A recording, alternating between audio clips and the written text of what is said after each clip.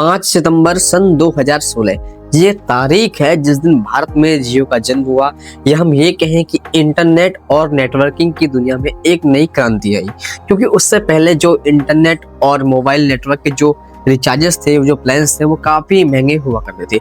मुझे अब भी याद है, मेरे पास एक वोडाफोन आइडिया की सिम थी और जिसका रिचार्ज करने के लिए अगर मुझे 1 GB डाटा चाहिए तो 56 रुपए का रिचार्ज होता था। तब जाकर मैं पूरे महीने 1 GB, बस 1 GB मिलता था, वो पूरे महीने यूज करना होता था। लेकिन जब से जियो आया, जियो ने पहले तो फ्री, सब कुछ फ्री दिया। आपको कॉलिंग चाहिए, कॉलिंग फ्री करो, आपको इंटरनेट यूज करना, इंटरनेट फ्री करो, और साथ ही साथ अनलिमिटेड, कोई लिमिट नहीं थी। कह सकते हैं कि भारत में 4G को लाने वाला जियो ही था, क्योंकि उससे पहले जो था एयरटेल सबसे पहले 3G लेकर आया था, बट 4G नहीं आया था। लेकिन जब जियो लॉन्च हुआ, जियो 4G पर ही आया। आप 4G फोन में ही जियो इस्तेमाल कर सकते थे। इसके अलावा कीपैड फोन आते थे जो कि जियो के खुद के होते थे, जिनमें जियो की ही सिम लगती थी, इससे अलग दूसरी कोई सिम नहीं लगती थी। तो 4G को भारत में लाने वाला जियो था। और जब इनकी जो फ्री सर्विस थी वो खत्म हुई तो रिचार्ज के जो प्लान्स थे वो भी काफी सस्ते थे। मात्र 149 के रिचार्ज में आप पूरे महीने 1 GB डेटा और अनलिमिटेड कॉलिंग का जो इस्तेमाल कर सकते थे। साथ ही साथ इसको देखते देखते एयरटेल ने भी इसी मॉडल को स्विच किया। एयरटेल भी सेम इसी प्राइजेस पे आ गया। हालांकि जो शुरुआती टाइम था, एयरटेल के जो प्राइजेस थे जियो की कंपेरिजन में थोड़े महंगे हुआ करते थे। इसके साथ साथ वोडाफोन आइडिया भी सेम उसी, जो एयरटेल की प्राइस रेट थी सेम उसी पे आ गए। यानी इन सब में सबसे जो कम था वो जियो के प्राइजेस हुआ करते थे।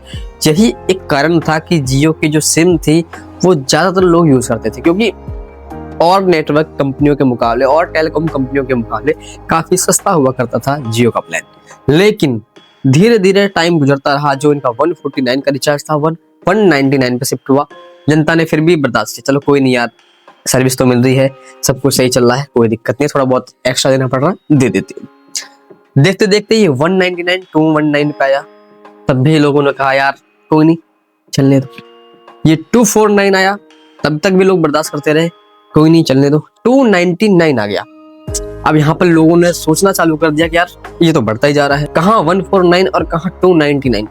लेकिन फिर भी लोगों ने सोचा कोई बात नहीं भाई, 1.5 GB डेटा मिल रहा है, कोई नहीं चलने दो।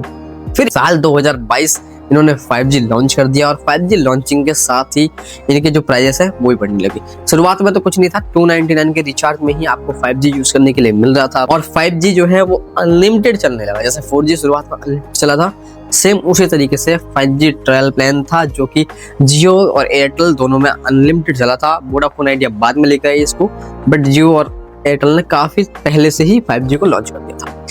बट यहाँ पर दिक्कत ये थी कि अगर आप 349 का रिचार्ज करते हो तो ही आप जो है 5G का अनलिमिटेड एक्सेस ले सकते हो। शुरुआती टाइम में तो 299 को भी मिल रहा था, बट इन्होंने कुछ टाइम बाद 349 कर दिया। जिनके पास 349 का रिचार्ज है वही 5G को अनलिमिटेड यूज कर सकते हैं। जिनके पास 299 का रिचार्ज है वो सिर्फ और सिर्फ जो अपना डेटा लिमिट है उसको ही यूज कर सकते हैं, और उस 5G की स्पीड जो शुरुआती में मिलती है हमें, उसके कंपैरिजन में जो डेटा लिमिट मिलता था वो 2 या 3 घंटे टिक पाता था। तो कहने का मतलब ये था कि इन्होंने 5G को लॉन्च करने के लिए एक अच्छी सर्विस देना चालू किया। To the very honest, starting में 5G की सर्विस काफी ज्यादा अच्छी थी, चाहे वो जियो हो चाहे वो एयरटेल हो। हमें कोई भी डाउनलोडिंग हो या फिर कोई भी अपलोडिंग हो, कोई इशू नहीं आता था, बड़े ही आराम से डाउनलोड या फिर अपलोड कर लेते थे। धीरे धीरे जो है वो टाइम गुजरता रहा, और जो इंटरनेट की स्पीड की क्वालिटी है वो भी डाउन होती रही। तो मैं बता दूं, ये मेरा सेटअप है, मैं अगर यहाँ बैठ के कोई वीडियो अपलोड करता हूँ तो वो वीडियो अपलोड होने में मिनिमम 1 आवर का टाइम लगेगा। समझ रहे हो आप, कम से कम 1 घंटे का टाइम चाहिए अगर मैं यहाँ पर अपने सेटअप पे बैठकर कोई वीडियो अपलोड करता हूँ। तो मुझे जब भी कोई वीडियो अपलोड करनी होती है, या तो मैं वाईफाई का सहारा लेता हूँ, या फिर मैं एक ऐसी जगह पर जाता हूँ कमरे से बाहर जहाँ मुझे अच्छा इंटरनेट मिल सके। मेरे सेटअप की डिस्टेंस और रोड की डिस्टेंस मात्र 100 मीटर होगा। तो क्या 100 मीटर के दायरे में इतना फर्क आ सकता है? मैंने कई बार शिकायत भी करी, तो इनके कस्टमर केयर यही कहते हैं कि आप जो है अभी 5G कनेक्टेड एरिया में नहीं हो। तो भाई 100 मीटर के दायरे में ऐसा कौन सा एरिया है जो कि 5G मिसिंग है? मतलब आप समझ रहे हो मैं क्या कहने की कोशिश कर रहा हूँ? अगर 5G का टावर कहीं लगता है तो उस इलाके के कम से कम 2 से 4 किलोमीटर में तो 5G चलता है। बट यहाँ 100 मीटर के दायरे में, मेरे से मात्र 500 मीटर दायरे में जियो और एयरटेल दोनों के 5G टावर लगे हुए हैं।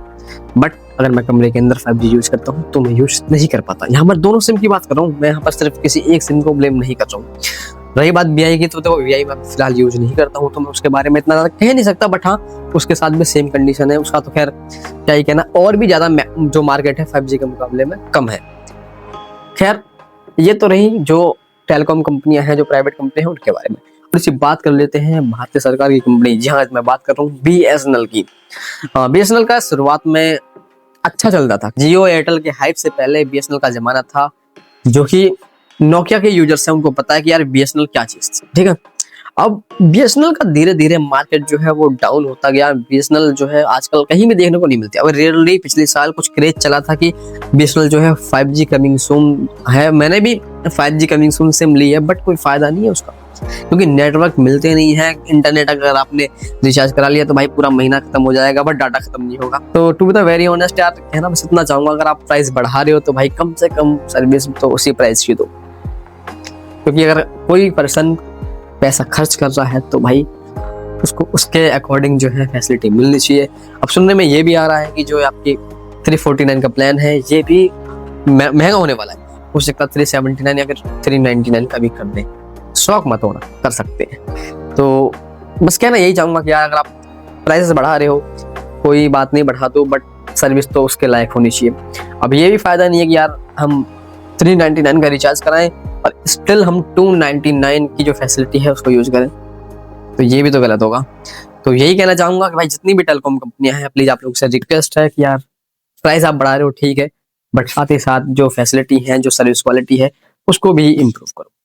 तो आज की वीडियो इतनी थी। आई होप आपको वीडियो अच्छी लगी होगी। अगर वीडियो अच्छी लगती है तो प्लीज वीडियो को लाइक करें, शेयर करें और मुझे कमेंट करके बताएं कि आप भी 5G रिलेटेड इन इश्यूज को फेस कर रहे हो या फिर सिर्फ मैं ही हूँ।